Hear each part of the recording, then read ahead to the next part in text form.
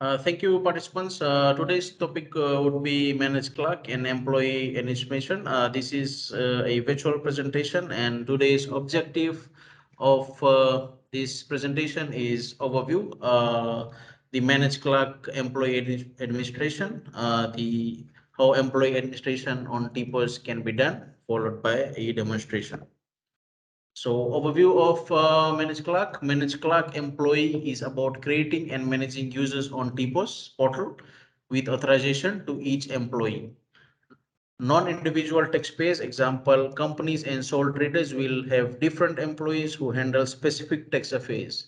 In order to fulfill this requirement, they will be provided with an additional functionality known as employee administration on TPOS portal.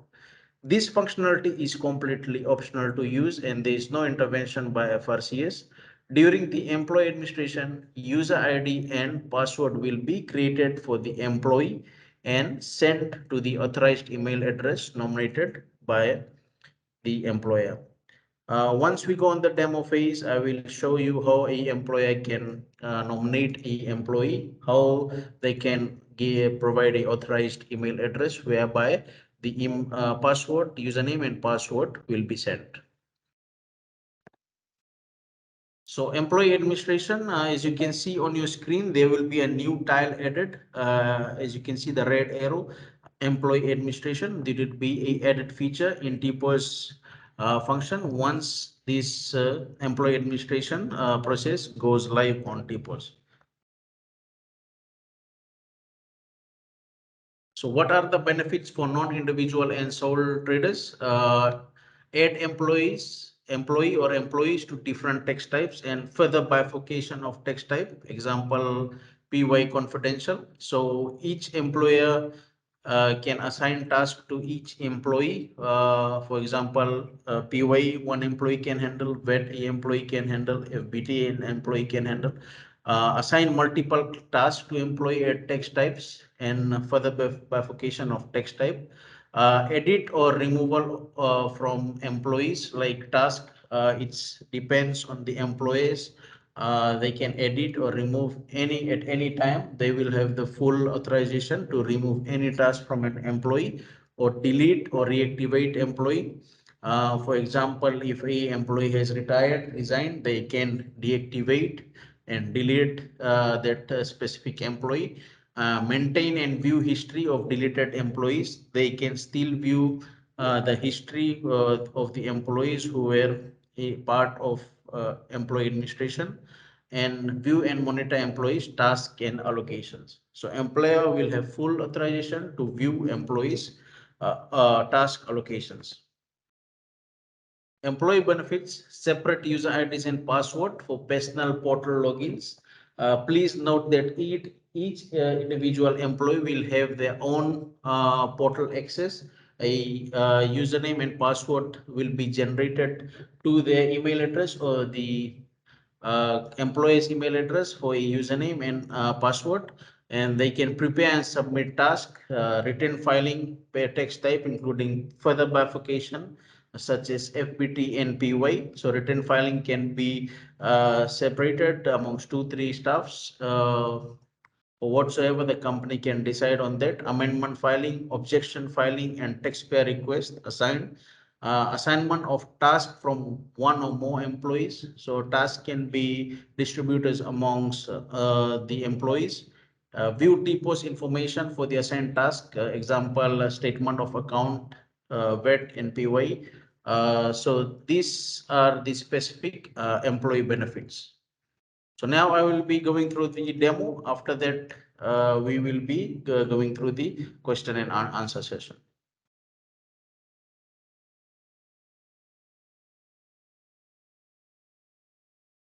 So as on your screen, you can see the TPOS login system, the user ID and password. So basically, a employer will log in to their TPOS portal with their own credentials. It will be a sole trader. It can be a sole trader or it can be a company limited liability. So once they log in, please note currently on your production environment, you won't be able to see this tile. This is our testing environment. We are on the final stages of testing this process. And once it's ready to go live, we'll advise the public on this. So basically, you will be able to see this employee administration tile once the process goes live. So what we can do is click on the employee administration tile and you will be directed to this page. Please note that if you will be new, you won't be able to see any employee tin. For this tin, we have added in these four of the employees. As you can see, I will be showing you adding another employee for this specific company. You can see the four important tabs here: add employee, assign task, remove task, and task history. So these are the four tabs that are provided here, and you have got another pencil mark here for editing, and this one is for deleting.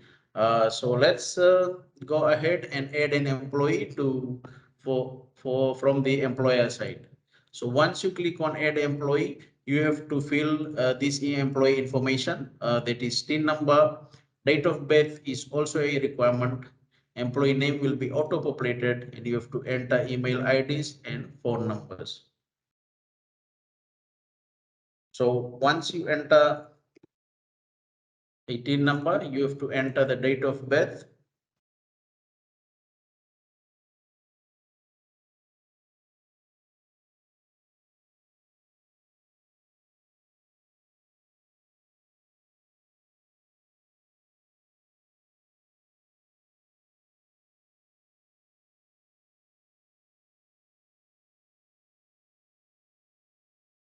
Please note that the date of birth has to be correct.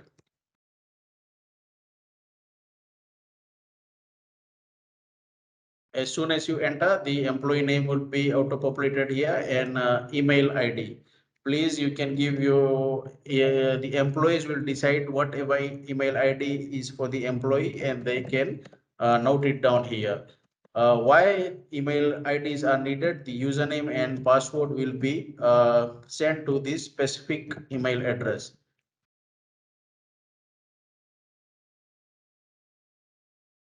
So once these details are added, this is from the employer part.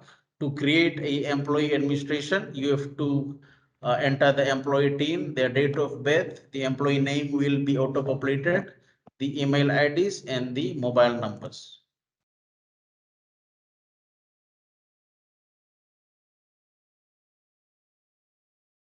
So as you can see, this employee has been created here. It has been added and it is active. So you can now go and assign task to that specific employee. So from the drop down, you can select the employee that was added and select authorization. Once you go on the authorization, you will be able to see all the types of authorization you can provide to the customer. Objection, amendment, tax return filing. All these things are here in taxpayer request. So basically, if you select taxpayer request, you can confirm. And the removal task is also here. So let's select this customer and the taxpayer request. If you want to, do you wish to remove all tasks, you can select yes and you can confirm. So the taxpayer request will be removed for this specific employee. And the task history, you can select active, whatever employees have active task. So the employee that we had just added, taxpayer request, it's from 1st June. So it's open, the date is open. So this specific employee has authorization for taxpayer request. For these inactive employees, those you have changed to inactive status and removed from authorization, it can be also seen here as you select inactive. Uh, Please note that this employee has retired. You can select. You can go and if you want to edit any email IDs, you can do from this editing field with the pencil mark. And if you want to delete, You can click on the delete button and the reason. It's resignation, retirement, disease, reassignment of task. So we have added all these features here for the employees to decide, and for the task history, they can also view the task history. So this is pretty much simple. The main thing you have to note is the email address of the employee and the employee teams, the mobile numbers and the date of birth. So once you create a ID for email ID, a username and a password will be automatically created by the system, and it will be sent to the email address that has been entered on this part. I'll be just showing you how the email address would look like. Please note on your screen, this is the notification that would be sent by TPOS. The name, welcome to FRCS Taxpayer Online Services, and we will create a user ID. For example, a user ID for that specific officer employee is created as MCE 80059. And the temporary password will be also sent in a separate email, and you can copy and paste this and reset to your own password after first login. So this is how an email will be generated.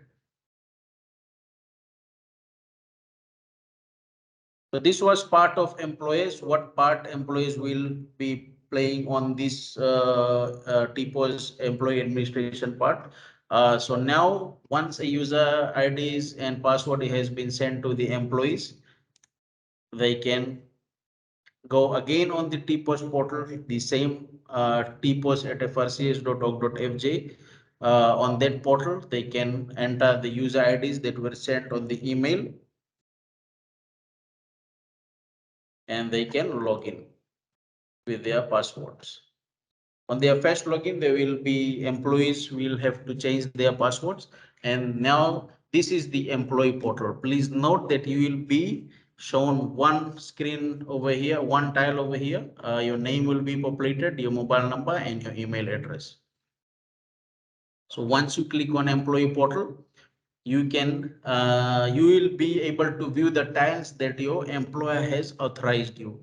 For example, if you have been authorized to do objections, you will be able to see the objections tile. For this specific customer employee, the employer has assigned a request tile, so he can go on the request tile and he's got the authorization to do all these things. 10 letters, statements, certificates, he can apply for taxpayer certificates. So that will come under taxpayer request. So a employer can nominate the employees they want for taxpayer request. For example, they have 10 offices, they can assign taxpayer request to all those 10 offices. So these 10 offices will not be able to see any PET filings, any PY filings. Another 10 offices can be authorized for PY filings. Another 10 offices can be, for example, they can assign for PET filing. So they will be only able to see PET. So this is how the employee portal would look like. So now we will be uh, going to the question and answers. So this is basically pretty much simple for the employer side and employee side. It is just the authorizations that the employer will provide to an employee.